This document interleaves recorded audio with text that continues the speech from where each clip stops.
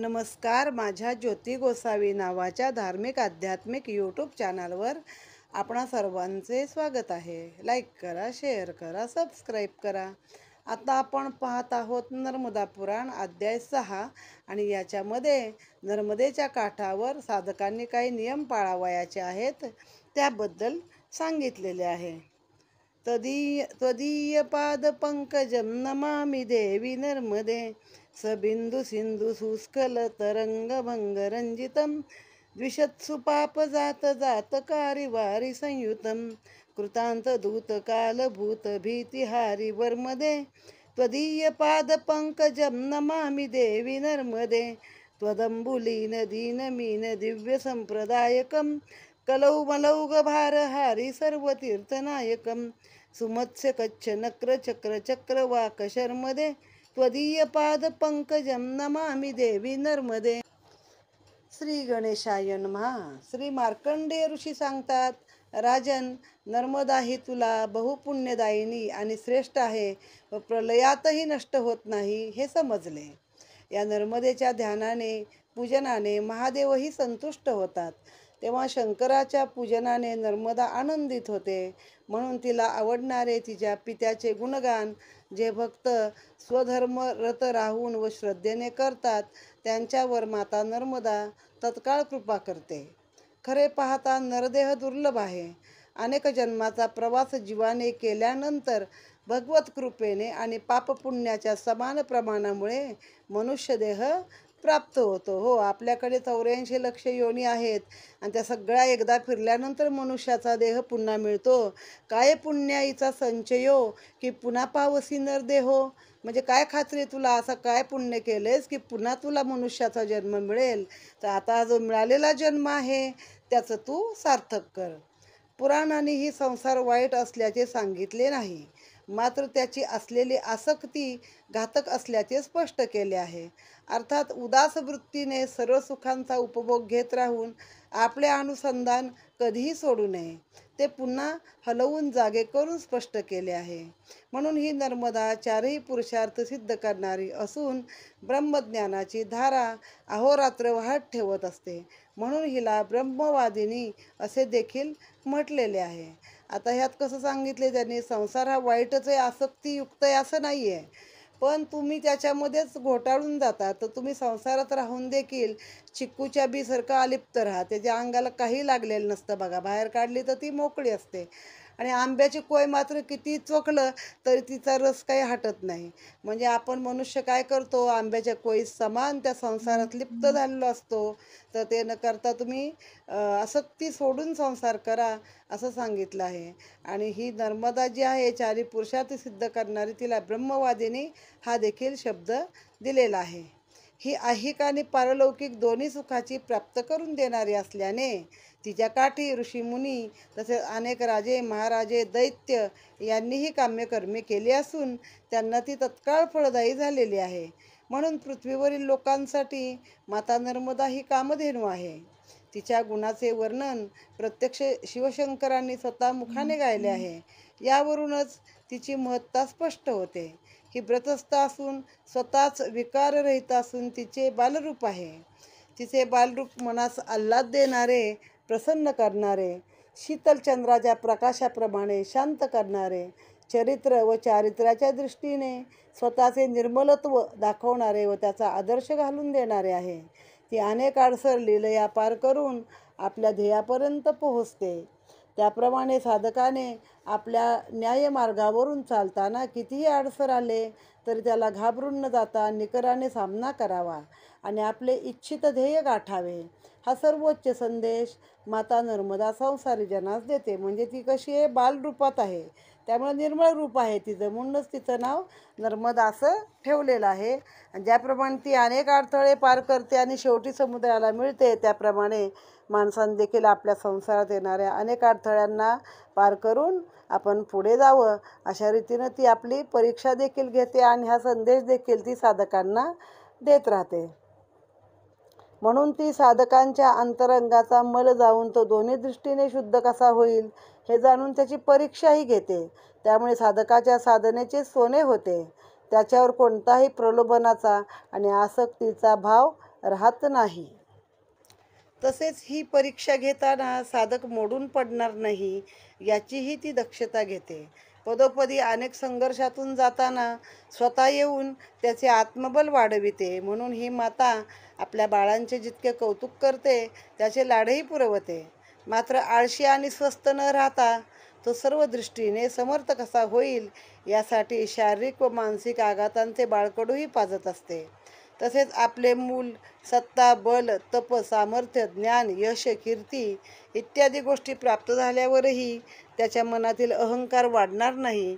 सदैव त्या प्रभूस शक्तिमान मानून तो करता आहे ही भावना मनात राखून आपण त्याचे दास आहोत याची जाणीव करून देण्यासाठी साधकाने भिक्षा मागून संयम, धृती, क्षमा, शुचिता, तेज, सर्वांप्रती प्रेम या महत्तम गुणांचा विकास करण्यासाठी ती त्यास विद्या घेण्यास प्रवृत्त करते. मोक्षविद्येबरोबर जीवनविद्येचाही बोध करते. म्हणून ही साधकांसाठी ब्रह्मचारिणी, काम्य कर्म करणाऱ्यासाठी महालक्ष्मी, तर दुर्गारूप बनून शत्रूचा संहार करणारी महाकाली तीच आहे. म्हणून साधकाने तिच्या काठी राहून अनुशासन ठेवावे. तिचा सहवास, तिची कृपा, तिचे व्यापकत्व, तिचे श्रेष्ठत्व आणि तिचे पावित्र्य लक्षात घेऊन आपल्या चंचल मनास यम नियम प्राणायाम इत्यादी आचरणाच्या माध्यमाने आवरून योग्य आचार्यांनी घालून दिलेले दंडक सांभाळून आपली साधना चालू ठेवावी. आता अनेक लोक परिक्रमा करतात, तर आजकाल लोकांनी काय ताळतंत्र सोडलेलं आहे. कसंही वागतात, काही करतात, पिकनिक सारखे जातात, असं बऱ्याच ठिकाणी येतं. तर मग ती नर्मदा काय करते, तुमची परीक्षा पण घेते, पण तो साधक मोडून पडणार नाही याची काळजी घेते. म्हणजे वेळेत अगदी आता खूप जीवाशी आलं तर ती तुमची तेव्हा मदत करते. खूप लोकांचं आपण हे परिक्रमेत वाचतो, अगदी भुकेलं, अन्न नाही, आजूबाजूला काही दिसत नाही, आणि तेव्हा एखादी स्त्री अचानक येते आणि टोपलीतून तुम्ही मनात इच्छा केली असेल पुरणपोळी मिळाली पाहिजे 2 दिवस आधी, तर ती इच्छासुद्धा ती नर्मदा मैया पुरी करते असं इथं सांगितलं आहे. मग तुम्हाला कसं बनवते, शारीरिक सक्षम बनवते, मनाने पण मानसिक आघाताचे बाळकडू पाजून तुम्हाला मनाने पण ती प्रबल बनवते. मग तप, सामर्थ्य, ज्ञान सगळं काही तुम्हाला त्यातनं मिळालं पाहिजे. आणि हे सारे मिळाल्यावर देखील तुम्ही ईश्वराच्या ठाई तुमचं हे पाहिजे, म्हणजे काय की हे सगळं त्याचं आहे बाबा, कृतज्ञ भाव पाहिजे, माझं काय नाही आहे, त्यानं मला दिलं आहे, हे पण ती बघत असते. मग जशी मोक्षवाहिनी आहे तशी जीवनदायिनी पण आहे ती. मोक्षविद्याबरोबर ती तुम्हाला जीवन जगण्याची विद्या पण देते. मग हे दुर्गा, महालक्ष्मी, सरस्वती ह्या साऱ्या रूपांमध्ये तीच असून योग्य आचरण तुम्हाला घालून दिलेले यमनियम पाळून तिच्या काठाशी तुम्ही तपश्चर्या आपली चालू ठेवायची आहे. राजन, नर्मदा किनारी शिवशंकराची उपासना केल्याचे फळ म्हणजेच जिवंत असताना कैलासात वास्तव्याला जाण्यासारखे आहे. नर्मदा किनारी असणारा प्रत्येक शिलाखंड हे नर्मदा शंकरच आहेत. म्हणून शिवशंकरास आवडणाऱ्या गोष्टीसह साधना केल्यास शिवशंकर आनंदित होतात. साधकांनी नित्य गायत्री मंत्र आणि पंचाक्षरी मंत्र ओम नमः शिवाय या मंत्राचा श्वासागणिक जप करावा. जमेल त्या आसनावर बसून मनोमन शिवलिंगाचे पूजन करावे, म्हणजे मानस पूजा करायची तिथं, प्रत्यक्ष शिवलिंग नसेल तर. महादेवास भस्मविभूती अतिशय प्रिय आहे. म्हणून नित्य नर्मदा जलात भस्म मिसळून कंठ, मस्तक, शिखा, भुजा, मणिबंध, पाठ, मांड्या, नाभी, मुख, कान आणि पाय या ठिकाणी तर्जनीचा स्पर्श न होता ओम नमः शिवाय मंत्राने किंवा वैदिक मंत्राने ओम त्रायुष जमदग्नै कस्य पस्य त्रायुष जगद्देवे त्रायुष तज्ञो अस्तु त्रायुष्य असा मंत्र आहे.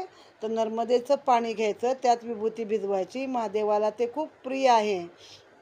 आणि तिनं कंठ म्हणजे गळा, कपाळ, शेंडी, दोन्ही हात, मणिबंध, पाठ, मांड्या, बेंबी, तोंड, कान, पाय या सर्व ठिकाणी तर्जनी म्हणजे करंगळीचा स्पर्श न करता ओम नमः शिवाय हा मंत्र म्हणत ते भस्मलेपन करावे. या मंत्राने भस्मलेपन करावे. महादेवास बिल्वपत्र, धोतरा फळ, तसेच रानफुले, दवना, अनंत, मोगरा, चमेली, अनेक फुले, सुगंधी द्रव्य इत्यादी सामुग्रीसह ज्यांना शक्य असेल त्यांनी वेदमंत्राने, रुद्रपाठ, महिम्न यासारख्या स्तोत्राने शिवाचे पूजन करावे. महादेवास तुपाचा दिवा, अन्नदान, गोदान, गोसेवा, सडा संमार्जन, मंदिर सुशोभन, वृक्ष लागवड, तसेच अन्य पशुला चारा व पाणी याची व्यवस्था, जलचर तसेच अग्नी, पक्षी, गाय पितरांसाठी तर्पण करावे. ब्रह्मयज्ञाचे त्यामुळे फळ मिळते. या नर्मदा किनारी साधकांनी कोणाची निंदा करू नये. निंदा करणे, चोरी करणे, असत्य भाषण करणे, दुसऱ्यांची स्तुती करणे, मिथ्या समर्थन एखाद्याचं करणे, गायीचे धान्य स्वतः खाणे, अर्थसंग्रह, वासना करणे इत्यादी कर्मे करण्याने साधक पतित होतो. आपल्या कृतीमुळे श्वेतवस्त्र परिधान केलेल्या नर्मदा मातेच्या वस्त्रास डाग पडेल असे कोणतेही कृत्य साधकाने करू नये. आपल्या कृतीने मैयास काय वाटेल याचा विचार करावा. सतत साधकाने हा विचार केला तर त्याची उत्तरे लगेच मिळून साधक निज ध्येयापर्यंत पोहोचू शकतो. नर्मदेचे चरित्र, महादेवाच्या लीलांचे गान, भजन, कीर्तन, नृत्य इत्यादी अतिहर्षाने नर्मदा किनारी करावे. म्हणजे सांगितले, भस्मलेपन करा, सुगंधी पुष्पद्रव्यांनी महादेवाचं पूजन करा, मानस पूजन करा, शक्य असेल तर मग भजन, पूजन, कीर्तन, मंदिरामध्ये काही देवतुपाचा दिवा लावा, अन्नदान करा, गाय दान करा, गायीची सेवा करा, बाकीचे पण पशु पक्षी प्राणी जलचर यांना पण काही खाणं पिणं मिळेल याचा विचार करा. त्यांच्या नावाने पण तर्पण करा आणि आपल्या कृत्यानं त्या नर्मदा मैयाचं पांढरं वस्त्र डाग लागू नये त्याला एवढा विचार करा असं सांगितलेलं आहे. नर्मदेत स्नानास गेल्यानंतर साबण किंवा अन्य काही लावू नये. स्वतःचे अंग, केस, वस्त्र धुवू नये. खाकरणे, थुंकणे, चूळ भरणे वा पाणी उडवणे असे कृत्य करू नये. शक्यतो स्नानाला जाताना प्रत्येक वेळी पात्र घेऊनच जावे. पात्र घेऊन गेल्याने काशी यात्रेला गेल्यासारखे होते. स्नान करून पात्रातील जल शिवास चढवण्याने ते जल गंगेच्या जलासमान होते. धर्मशास्त्रात वाहते पाणी हे गंगेसमान, विहिरीतील पाणी हे तीर्थाप्रमाणे, घरात भरून ठेवलेले पाणी हे पाण्यासमान, तर अधिक दिवसाचे पाणी मूत्राप्रमाणे असे मानले आहे. तेव्हा शक्यतो स्नान करून आल्यावर साधकाने सदाशिवास जल चढवावे. आता हे तुम्हाला कळलं असेल. हे कुठल्याच पाण्यात करू नये, नर्मदाच नव्हे तर कुठेही तुम्ही तीर्थक्षेत्री आंघोळीला गेला की साबण लावायचं, कपडे धुवायचे, स्वतःचे अंग केस म्हणजे काय हे डुबकी तर मारणार आपण, पण साबण लावून वगैरे धुवायचं नाही. खाकरणे, खोकरणे, थुंकणे हे सगळे प्रकार नदीमध्ये करू नये. एक प्रकारे आपले पूर्वजांना जंतुसंसर्ग वगैरे गोष्टी माहीत होत्या तेव्हाही, की त्यातून एक प्रकारे जंतुसंसर्ग होऊ शकतो. म्हणून त्या पाण्याची त्यांनी सांगितलेलं आहे की कोणतंही वाहतं जल हे गंगेसमान मानलेलं आहे. आणि स्नान केल्यानंतर शंकराला जल अर्पण करायचं, म्हणजे ते गंगेचंच जल झाल्यासारखं आहे आणि महादेव जलधारेने प्रसन्न होतात. म्हणून ही पूजा सामान्य साधकाला करणे सहज शक्य होते. तर चक्रवर्ती सम्राटास आपल्या सर्व पूजा सामुग्रीने, अलंकाराने, रत्नजडित मंडपाने, दिव्य घोडे, रथ, हत्ती, अंबारी, भूदान, गोदान आदी सामुग्रीने उपचार करून शिवास आत्मसात करता येऊ शकते. आता जे चक्रवर्ती राजा आहे, ज्याकडे सगळं आहे, त्यानं त्या पद्धतीने असे मोठ्या प्रमाणात पूजन करावं. आपल्या भावाप्रमाणे, भक्तीप्रमाणे आणि भगवंताने दिलेल्या यथायोग्य ऐश्वर्याप्रमाणे पूजा करणे हे उत्तम आहे असे सांगितले. सांपत्तिक स्थिती उत्तम असून सुद्धा मुद्दाम कंटाळा आणि कंजूसपणा करतो त्याला पुढे दारिद्र्य आणि क्लेश प्राप्त होतात. म्हणून ज्यात जमेल तसे साधन करावे. तसेच अर्चन भक्तीच्याही पुढे योगशास्त्रात मानसपूजा सर्वश्रेष्ठ असल्याचे सांगितले आहे. निर्मल अंतःकरणाने एका आसनावर बसून महादेवास आवाहनापासून विसर्जनापर्यंत षोडशोपचारे जो मनाने पूजन करतो त्या पूजेचाही अंगीकार सदाशिव तत्काळ करतात. तर तुमच्याकडे पैसा आहे तरी तुम्ही कंजूसपणा करता तर ते चांगलं नाही, कारण तो मग तुम्हाला पुढं दारिद्र्य प्राप्त होऊ शकतं. तर काहीतरी थोडं द्यावं. आपल्याकडे बघा खूप लोक आहेत, गणपती मोठाच्या मोठा आणतील, डेकोरेशन हजारोचं करतील, पण गुरुजीला 500-1000 रुपये द्यायला मात्र त्यांचा जीव वरखाली होत असतो. तर तसं नको करायला. आणि मानसपूजा पण देव मानून घेतात. देहाने केलेल्या पूजेपेक्षा मानसपूजा ही सर्वश्रेष्ठ आहे. तसेच पार्थिवलिंग हे नित्यपूजेत घेतल्याने, तर्पण केल्याने पुण्य लाभते. त्याचे पितरही शिवलोकी जातात, म्हणून ही पूजा सर्वश्रेष्ठ सांगितली आहे. शिवपुराणातही प्रदोषकाळी पार्थिव लिंग पूजन शिवरात्रीस आणि पर्वकाळी मातीचे वाळूचे शिवलिंग कल्याणकारक सांगितले. पार्थिव म्हणजे आपला गणपती कसा मातीचा, मृण्मय म्हणजे माती, मृण्मय रूप असतो, तसं वाळूचं पिंड करायची. आता आपल्याकडं हरतालिका व्रत असतं, मंगळागौरी व्रत असतं, तेव्हा पहा शंकराची वाळूची पिंड केली जाते आणि मग पूजन जागरण कीर्तन झाल्यावरती दुसऱ्या दिवशी तिचं विसर्जनही केलं जातं. तसंच इथं पार्थिव याची रोज पूजा करायची. जर तो मनात आणा की तुम्ही परिक्रमाच करताय, मग रोजच्या परिक्रमेत तुम्ही वाळूचं लिंग तयार करायचं, मनाने पूजन करायचं, परत विसर्जन करून टाकायचं. या पार्थिव लिंग पूजन शिवरात्रीस वा पर्वकाळी मातीचे वाळूचे कल्याणकारक आहे. नर्मदा किनारी तर शिवलिंग सर्वत्र आहे. कोणत्याही दिवशी कोणत्याही वेळी लिंगपूजन उद्धार करणारेच असते. म्हणून नर्मदा किनारी साधकाने जाऊन तसे नियमाचे आचरण करून नर्मदेचे सानिध्य तिचे प्रेमामृत आत्मसात करावे. नर्मदा परिक्रमा करताना पाळावयाचे नियम. परिक्रमा प्रारंभ करताना पुरुषांनी क्षौर करून नर्मदेचे पूजन करून कढाई करावी. म्हणजे क्षौर म्हणजे ते केस दाढी सगळं काढायचं, आणखीन नर्मदेचं पूजन करायचं, आणि कढाई म्हणजे तिथं ते खीर देण्याची पद्धत आहे कन्यांना, असं ते कढाई करायची. कढईत शिजवलेली खीर आहे ती. कन्या भोजन पूजन करावे. कढाई म्हणजे नर्मदेस शिऱ्याचा नैवेद्य प्रारंभ करण्याच्या ठिकाणी एका लहान बाटलीमध्ये नर्मदा जल भरून परिक्रमेत रोज 3 वेळा तिचे पूजन आणि आरती करणे. अच्छा, कढाई म्हणजे शिऱ्याचंच नैवेद्य आहे तिथं नर्मदेला. आणि तिथं एका लहान बाटलीत पाणी घ्यायचं आणि ते परिक्रमेला सोबत घ्यायचं आणि तिच्यावरती पूजन भजन रोजचं काय असेल ते करायचं. परिक्रमा ही एक दैवी उपासना आहे. एक साहसी कृत्य सहल या दृष्टीने पाहू नये. यथाशक्ती अकिंचन विरक्त वृत्तीने राहून यमनियमादीचे पालन करावे. म्हणजे यथाशक्ती तुम्ही काय असेल ते चालावं. तिथं असंच आहे ना, तुमच्याकडे असेल तरी हिरावून घेतात, हरवलं जातं, काढलं जातं आणि लोक देत पण राहतात. नियमित काही उपासना चालू ठेवावी. निर्वाहासाठी भिक्षावृत्ती हवी. स्वयंपाक करावा लागेल हे गृहीत धरावे. सर्वाशी नम्रतेने वागावे. नर्मदा ही प्रत्यक्ष देवता आहे या भावनेने आणि मर्यादेने आपले आचरण ठेवावे. अशुद्ध वस्तूंचा प्रयोग करू नये. नर्मदे हर हा नर्मदा किनाऱ्यावरील पारंपरिक संबोधन आहे. म्हणजे काही पाहिजे असेल तरी बाहेर नर्मदे हर असा पुकारा करायचा. अनावश्यक संग्रह करू नये.